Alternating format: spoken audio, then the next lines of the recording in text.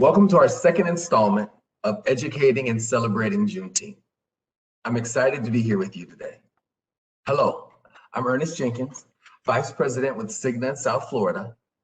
The Urban League of Broward County and Cigna are celebrating African American culture by sharing perspectives on our past, our present, and our future.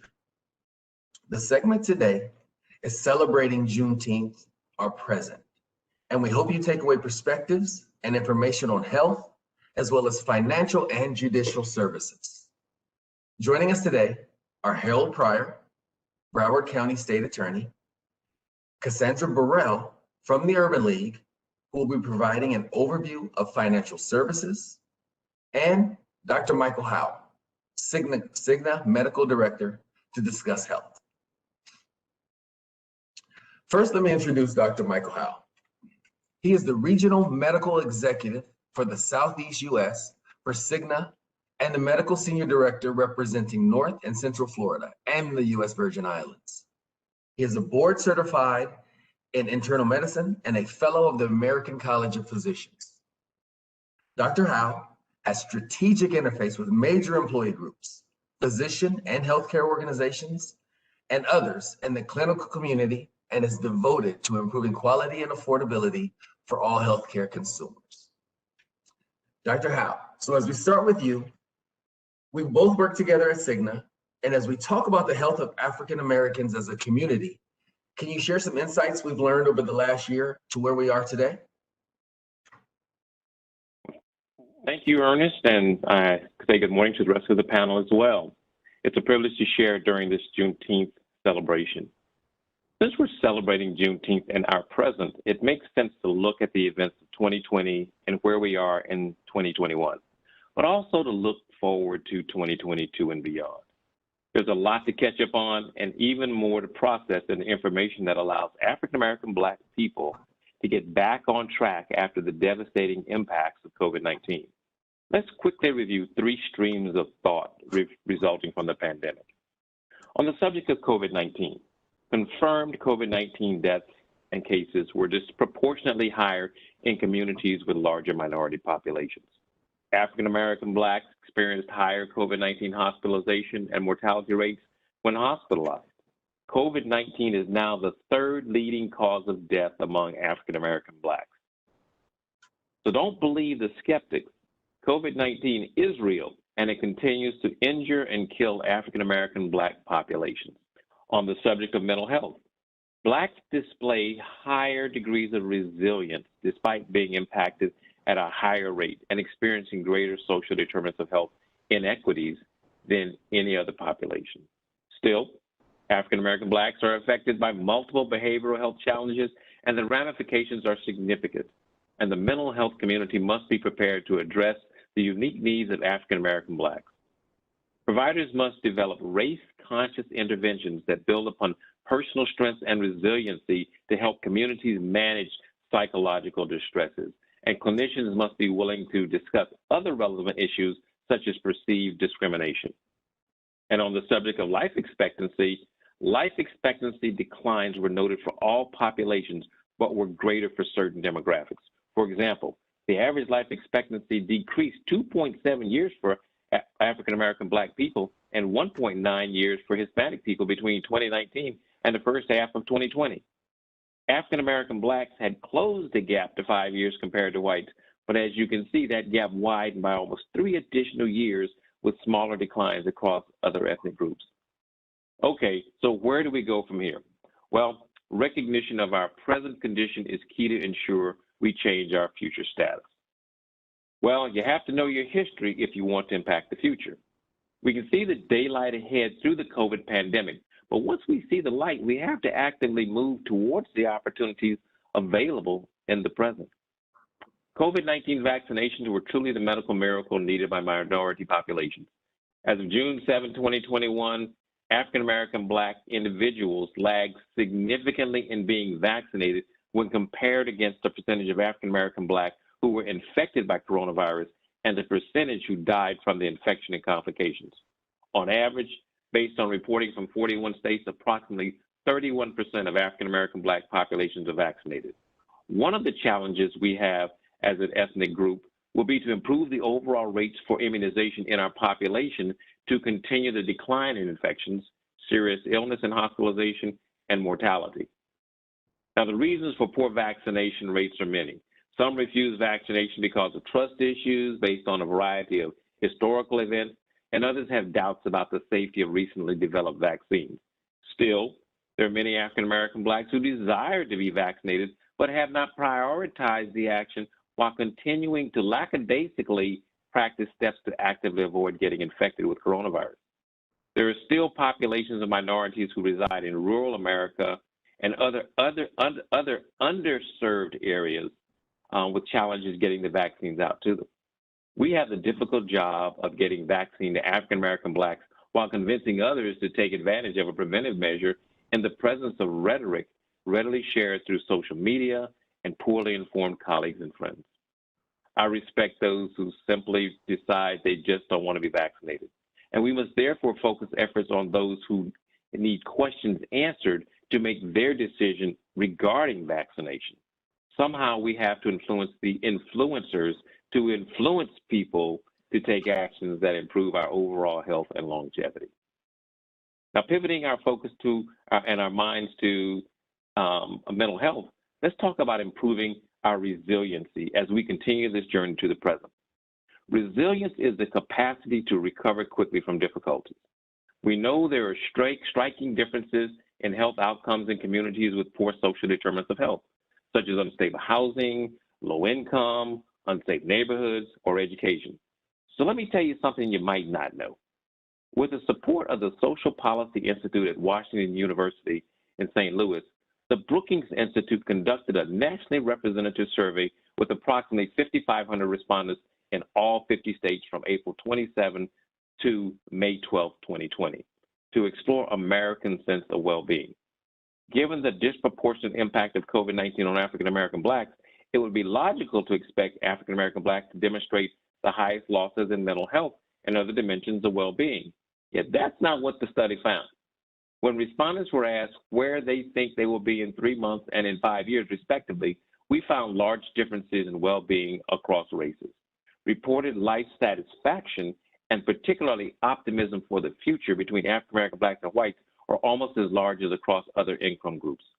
African American Blacks also report better health, mental health than whites, with the most significant disparities occurring between low-income Blacks and low-income whites. A key feature of COVID-19 is the uncertainty and deprivation it brought to the lives of millions through unemployment. So although African American Blacks who were overrepresented in essential jobs were less likely to become unemployed, those who did lose their jobs stand out for their resilience to such shocks. We found that African American Blacks across all incomes who lost their jobs are both more optimistic and report better mental health than whites who have lost their jobs.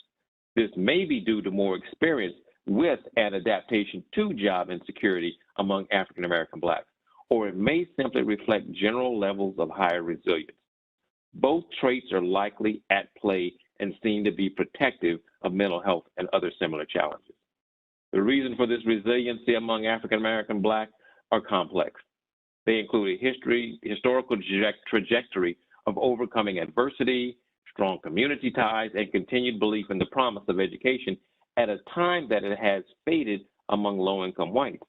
As a result, African American Blacks and Hispanics are gradually narrowing gaps in education and life expectancy with whites. Poor whites, meanwhile, have fallen behind in absolute terms compared to wealthy whites, and in relative terms compared to minorities, losses which are reflected in their high levels of despair. Contrary to what we would have expected given the demography of disease incidents and other costs brought on by COVID-19, African American Blacks retain higher levels of resilience, more optimism, and better mental health than whites. While this is not a well-known story, it is one with potential lessons for those coping with COVID-19 related uncertainty and other challenges. And lastly, I want to talk about how our present impacts our longevity. We have to figure out how to regain some of the years we have lost to being African American Black, and even the extra few we lost to COVID-19. The life expectancy for all Americans improved during the 1900s, and by 2010, there was a 4-year difference between African American blacks and whites. That improvement appears to have peaked in 2014 and began to decrease again. The impact of COVID-19 on our race worsened the statistic even further. For example, African American black men in America live on average to age 72. And with COVID-19 having a profound impact on longevity in this group, there's a growing body of evidence that suggests we can overcome these deficits, but the tactics to do so may be difficult. Stress and other stress-related or health-related problems are a contributing cause of our premature demise. Stress is a key factor in all of these health disparities. Stress refers to the consequence of the failure of a person to respond appropriately to emotional or physical threats, whether actual or imagined. Signs and symptoms of stress include a state of alarm and adrenaline rush, decreased short-term resistance as a coping mechanism, exhaustion and irritability, muscle spasm, inability to concentrate, and a variety of physiological reactions such as headache and increased heart rate. Data suggests there is something more to the poor health of African American black men and women, although men appear to be impacted more. Discrimination, actual or perceived, leads to a physiological response that elevates blood pressure and heart rate, causing biochemical changes and reactions and a hypervigilance that eventually results in disease and mortality. We carry the stress of daily challenges in our blood vessels, in our kidneys, in the extra pounds that we accumulate around our midsection with each passing year, with pre-diabetes and frank diabetes and hypertension that never seems to be under control. Believing that stress is a major contributor and cause of much of the chronic disease in our population and communities may seem far-fetched for a lot of people, especially African American black people. However, it makes a lot of sense. The chemicals released by the body when we are stressed damages our blood vessels, which causes hypertension, which when left uncontrolled leads to heart attacks and kidney failure and dialysis, while contributing to a higher incidence of stroke, leading to years of disability. We die earlier from cardiovascular disease and cancer because of how we manage the stresses of our lives. Through poor dietary and lifestyle changes, we have a lit fuse that continues to derail our efforts to live longer, where we can appreciate generational wealth accumulation and improve life accommodations. COVID-19 further unmasked the disparities due to social determinants of health and created the perfect environment for African American black longevity to be decreased even further. How we respond to the continuous pressures of stress on our body and our longevity has to differ from what we have done in the past. Our approach to life must not only focus on diet, exercise, manageable weight, and control of existing conditions, it has to create space to manage the stresses we incur and encounter daily. And we need to start today because we continue to lose life years every day. So I'm going to bring into context mindfulness-based stress reduction as a potential solution that has proven effective in reducing stress in all populations.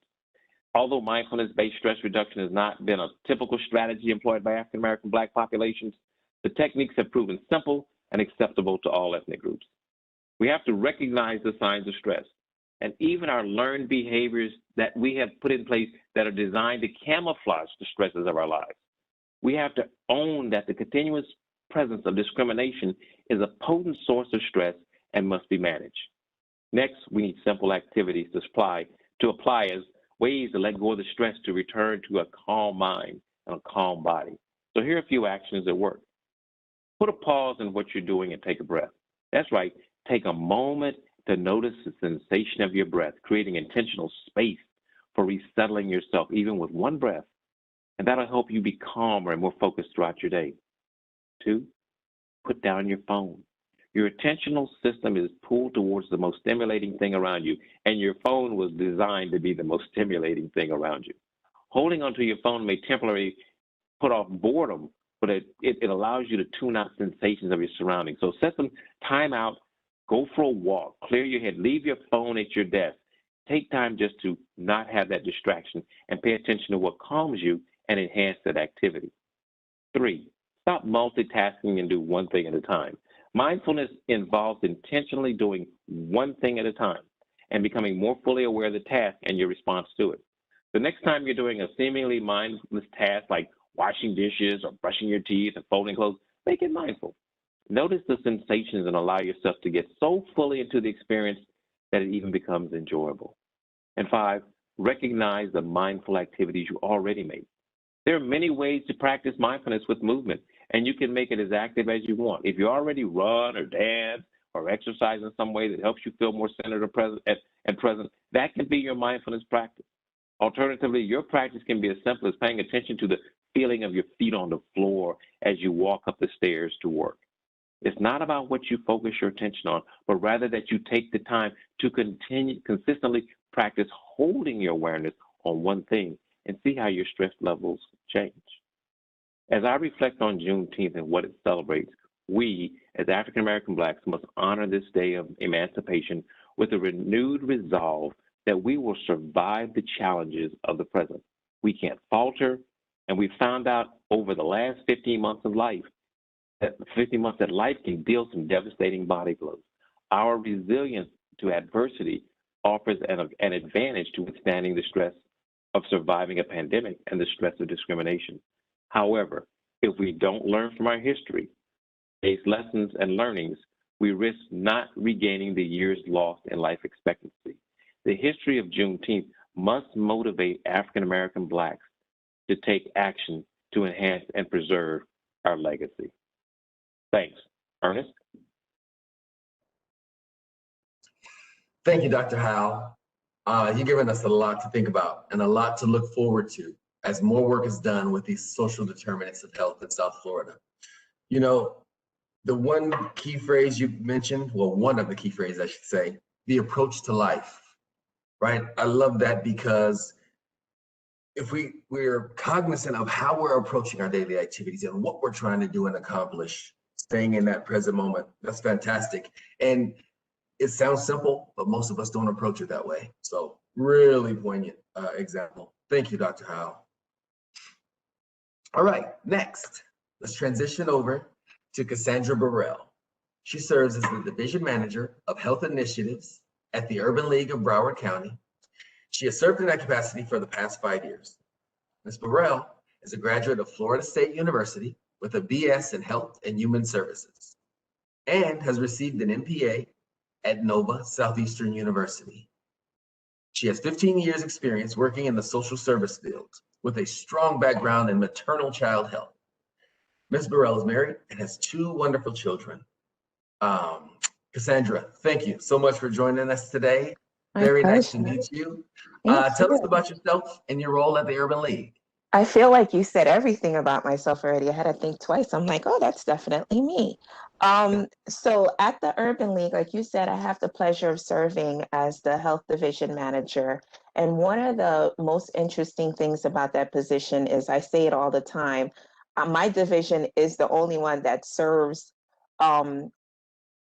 clients from utero up until 102 years old. I've literally had 102 years young client in our program. So I'm super excited that I'm able to serve in that capacity. And I said utero because we work with pregnant women from their first trimester on. And then we also pick up their great grandparents at the end, serving them under our chronic disease line at the Urban League. So I'm excited for that. So as you know, the Urban League is dedicated to advancing our community through transformative solutions in education, entrepreneurship, jobs, justice, housing, and of course, health.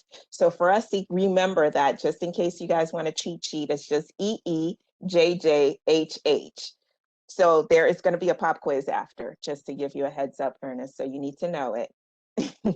So our mission at the Urban League is to enable African Americans and others in historically underserved communities to secure economic reliance, self-reliance, parity, power, and civil rights.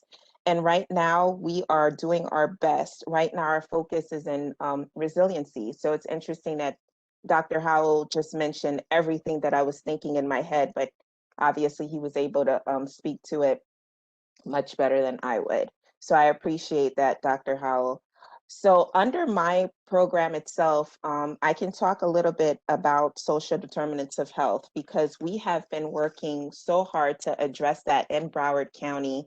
And of course, once COVID hit, everything that we thought we knew just went out the window. So when we're looking at some of the conditions and environments in which our community, our clients, and our participants live in, they're born into, they play, work, worship, all of these things affect their age and a wide range of health and functioning, and of course the quality of their life outcomes and risk, as Dr. Howard alluded to, our life expectancy. So one of the programs that we do have at Broward County under the health division is our chronic disease line.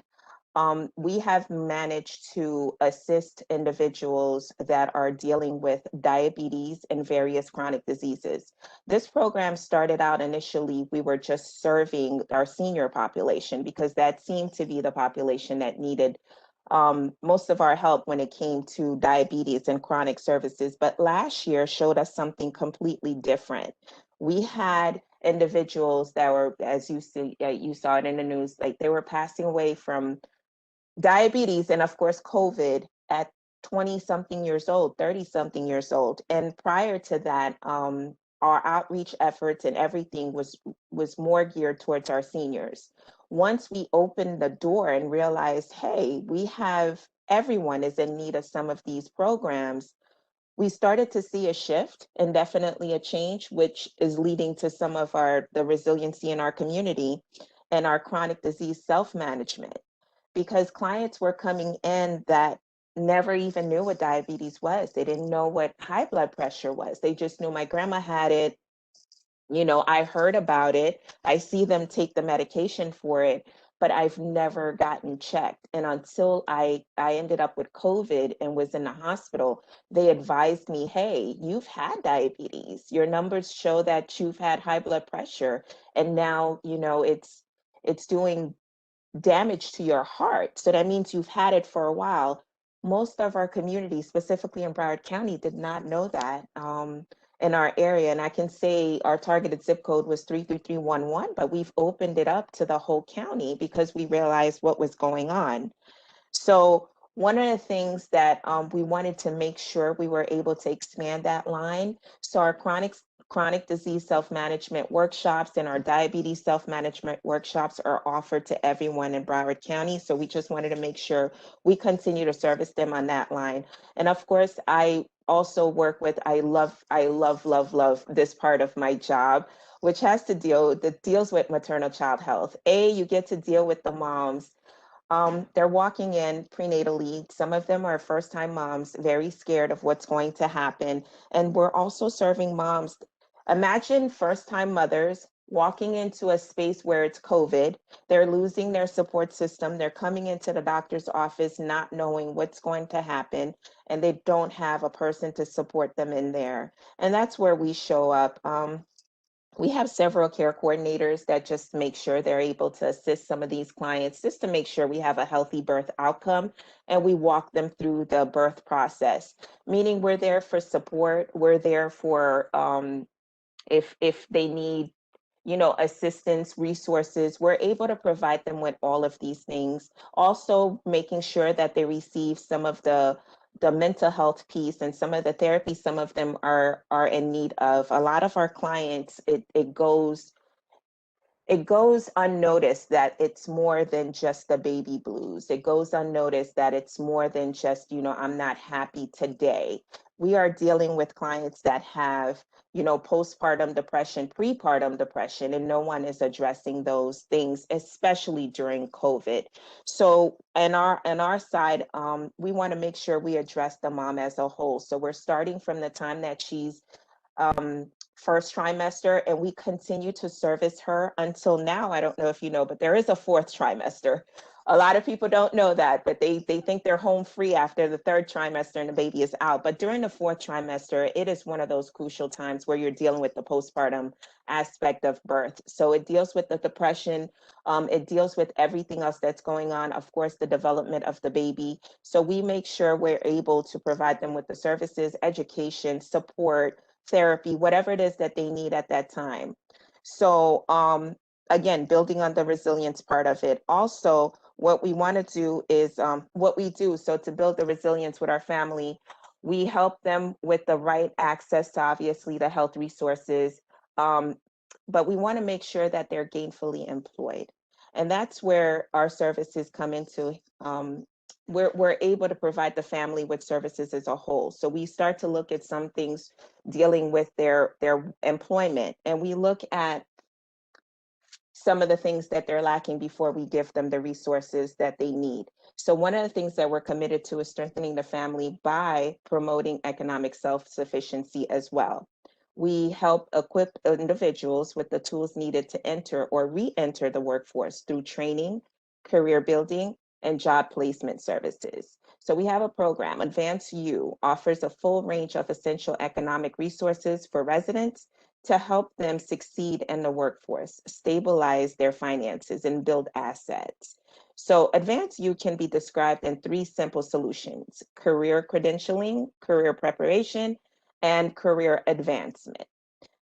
During this time of COVID, when industries were shifted, or they have shifted, continue to shift, it's a great opportunity for unemployed and underemployed individuals and others to upskill and retool their skills. So we have a variety of options in terms of certifications through Advance U. In addition to credentialing, our job readiness program includes resume building, interview skills prep, addressing barriers to employment.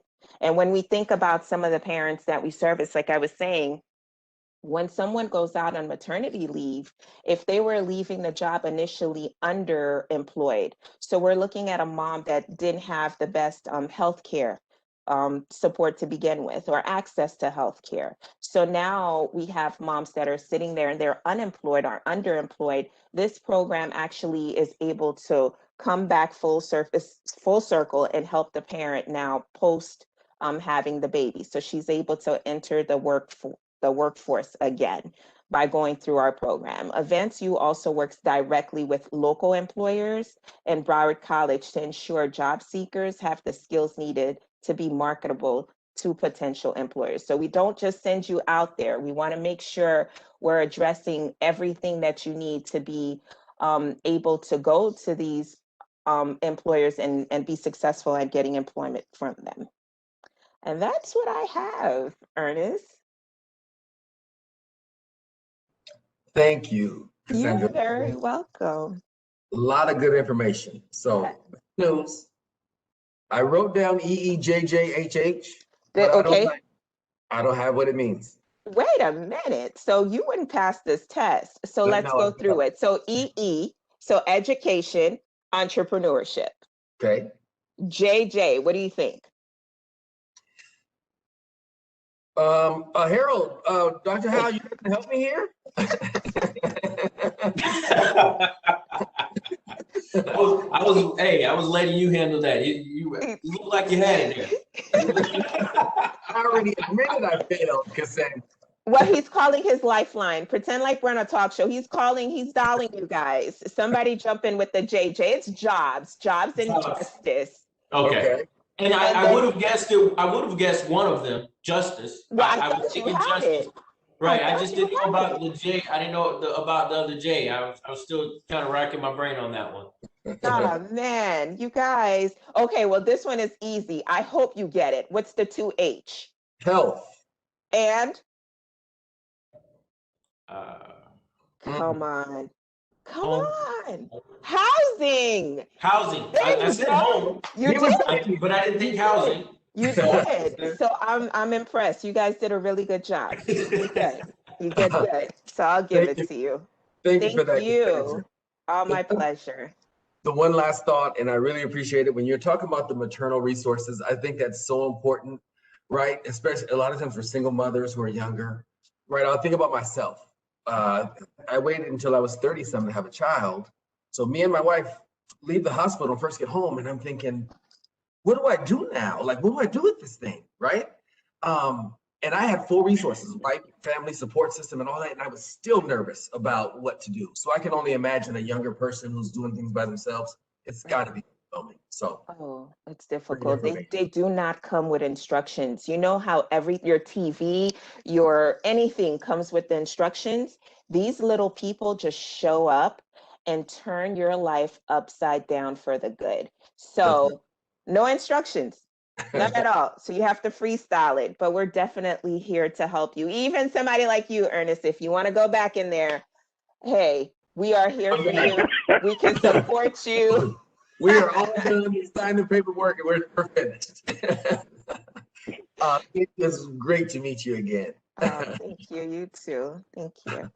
All right. So now let me turn your attention to Mr. Harold Pryor, who in November of 2020 was elected Broward State Attorney in Florida's 17th Judicial Circuit, excuse me. He leads a staff of 462 employees, including 213 prosecutors, whose mission is to make our community safer while working to ensure justice, equity, and fairness for everyone affected by our criminal justice system. So before we got on camera, I was teasing him about how in the world do you have time with 462 employees? How do you have time to do this? So kudos to you, Mr. Pryor. Thank you so much for joining us. We know you've made history, and I want you to be able to talk through some of that history and tell us how this road to this point has been for you. Well, first and foremost, thank you for having me. Thank you to the Urban League, and thank you to the esteemed panel that I'm sharing the platform with. First and foremost, happy Juneteenth. I love the historical aspect of Juneteenth and where we've gone so far and how far we've reached as a country and as a people. Although the Emancipation Proclamation ended slavery in about 1862, news of the Executive Proclamation traveled conveniently slow throughout the South. Finally, sometime around June 19th, 1865, a military order, it was issued in Texas proclaiming that all slaves are free. And it spawned the celebration of what we know and what we celebrate today as Juneteenth. We know that the utopic but short period of Reconstruction followed followed slavery, but then after that, there was a dark era of Jim Crow that hovered for nearly a century. And so we're still trying to get from under that. And it's kind of seeped into our economic institutions, the health of our communities, and also the criminal justice system. And so it's important as we segue into now. I'm the first Black state attorney in the history of Broward County. I'm also the first Black male state attorney in the state of Florida. And we have a long ways to go. It's unfortunate that in 2021, we're still talking about the first. But the industry or the institution of the criminal justice system has been traditionally stacked against people of color and poor folk. And so we have to do everything in our power as leaders in the criminal justice realm, whether it be the sheriff, myself, whether it be the public defender, or members of our judiciary, to ensure that we have a criminal justice system that's fair, just, and equitable for all people. And so how do you do that? You have to do that through policies. You have to do that through reform. I happen to be a criminal justice reformer, one of the only few in the state of Florida, and a small fraction of the district attorneys, prosecutors, and state attorneys throughout the United States. But I also am one of those criminal justice reformers that believe that the concept of criminal justice reform and the concept of public safety aren't exclusively mutual concepts. I think we can achieve both. And so day one, when I took office, one of the things that I wanted to ensure that we do was we instituted a new cannabis policy where no one would be prosecuted for standalone charges of possession of cannabis under 20 grams. The reason why I did that, if you look at the numbers traditionally throughout Broward County, but not only Broward County, the state of Florida and the United States as a whole, Black and brown folk and poor people were affected by this. These were the individuals that are being targeted by these particular crimes. And rather than criminalize someone, rather than put them into the criminal justice system, we felt that we should find non-judicial means to address these issues and to not put people in the criminal justice system and affect their records for the rest of their life, where they can't get housing, where it affects their employment and their day-to-day lives. And we're seeing a growing trend in the country and in the state of Florida where the legalization is accepted. And so we felt that it was good public policy for us as a state attorney's office to focus on the more serious crimes than the low-level offenses that it seems that the general public seems to accept on a day-to-day. Another exciting portion that we have in our office is we decided to partner with Florida International University, and they have a project that is titled the Prosecutorial Performance Indicator Project.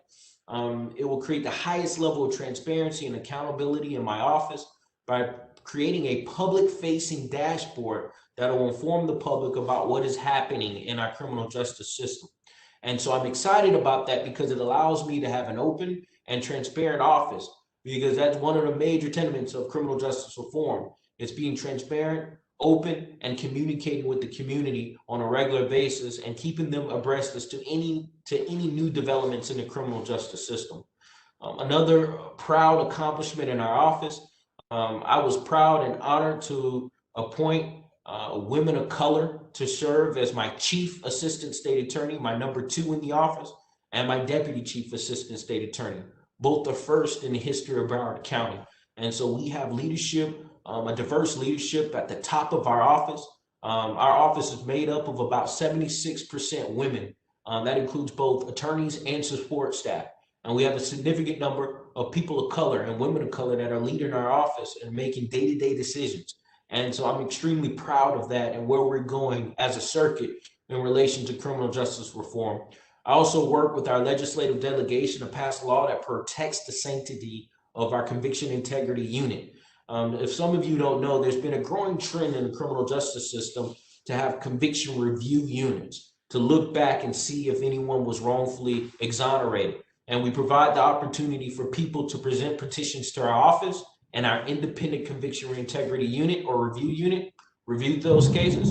And we ultimately can come back and recommend that those cases be dropped based on the fact that there was new evidence and that this person was wrongfully convicted.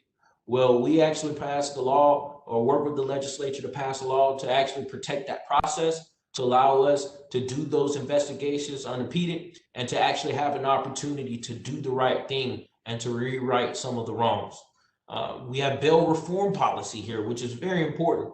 Cash bail, which is an important issue in the criminal justice system. It's what I call a system of the haves and the have-nots.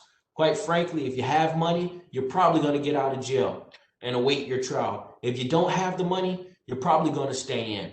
And we should work hard to reform that system, to really truly look at the person, look at the cases on an individual basis, and make the appropriate decision whether or not we're going to hold someone in custody.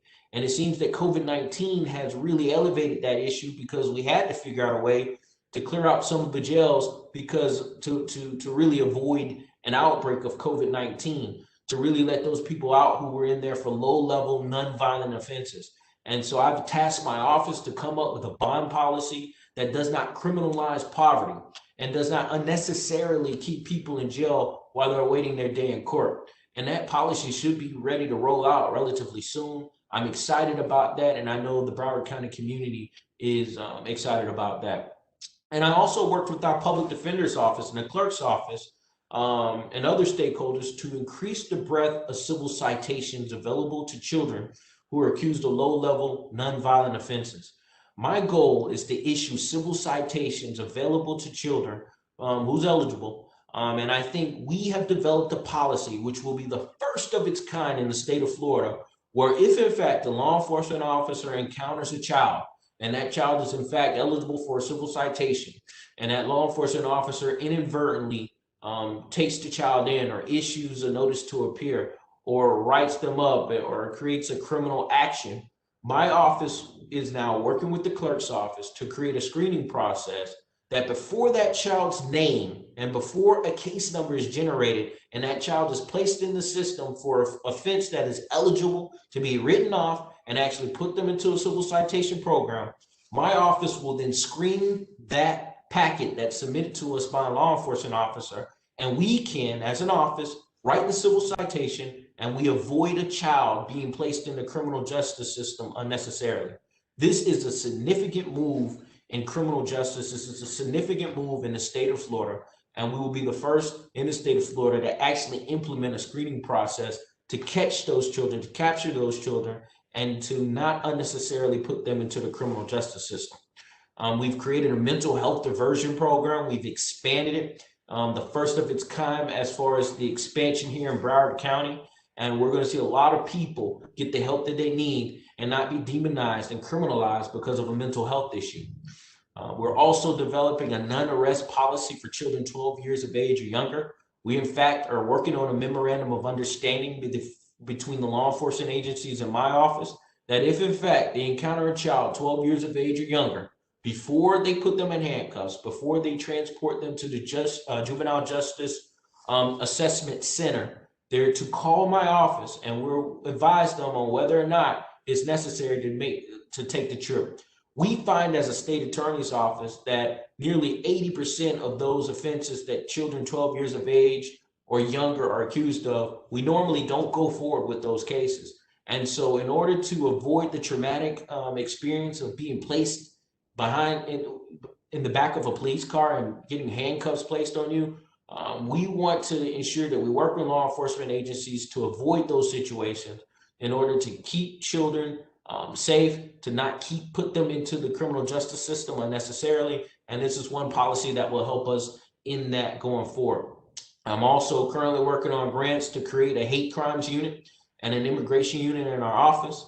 And it's really and truly an exciting time to be here in Broward County as we're noticing change, not only in our education system, not only in our social and economic systems here in Broward County, but also the criminal justice system, which has been an issue for so many years. And the citizens of Broward County have cried out for help. They wanted to see the reform, and now they see it. And through prayer, through activism, and through voting this past November, we've noticed that change. We now have a seat at a table, and now we have an opportunity to make our community reflect exactly how we want it to reflect. And so thank you for having me. This is truly an honor and blessing to be here, and happy Juneteenth. Woo. That was great. That's a lot. I love the assertive agenda. I think there's so many pieces here that I wrote down and I'm thinking about. First question though is, your term lasts for how many years? 4 years. 4 years. Yes. So great. If there's anything we can do to help or contribute, don't hesitate to let myself and Signa know. The one piece that I really took notice of is the civil citations to children, right? I think it's going to be so impactful because once you get your name in the system, it follows you for the rest of your life almost, right? Any certifications, any job, anything like that. That's extraordinary to even believe in that effort. Yeah. Fantastic. No, thank you. And it's important. It's important. I always tell people, I was one of those kids who got in and out of trouble. And it just so happened I just never got caught. And so and we're all appreciative for that. Yeah, we're all appreciative for that, right? And but unfortunately, many of the children aren't afforded that opportunity. Some of them do get caught, and some of them make mistakes. My goal is to treat children as best I can under the circumstances. And for those low-level offenses where we can really exercise some level of grace and actually bring them into the fold and utilize programs that we actually have a diversion program that we utilize through the Urban League, right? And they're really good with those children. Why not get those children, and rather than give them a criminal record, put them in programs that are sponsored by the Urban League. Let the Urban League take them in, mold and shape these young minds, and deter them and keep them from going down the road or the track of a criminal. And we actually leave it to the community to help that child, to rear that child and mold that child. And then, the services that the Urban League have that assist with the family structure to help these children, why not put them in systems like that to help their families holistically?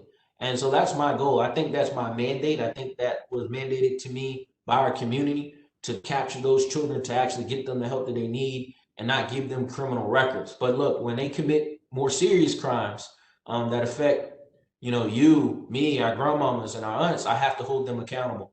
But right. Also I have to exhibit some level of grace there when I am dealing with them.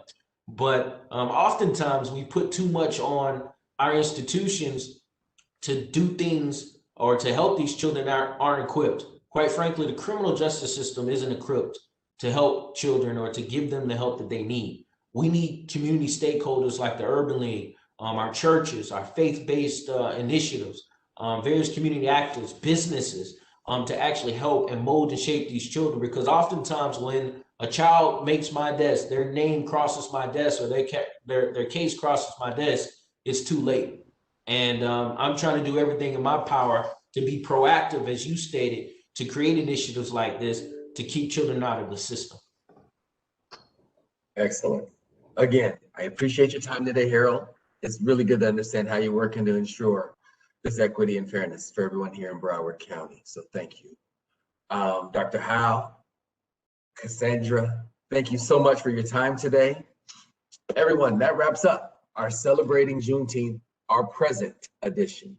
We hope you join us as we continue our series of talks. Now, time for our future would be the next installment.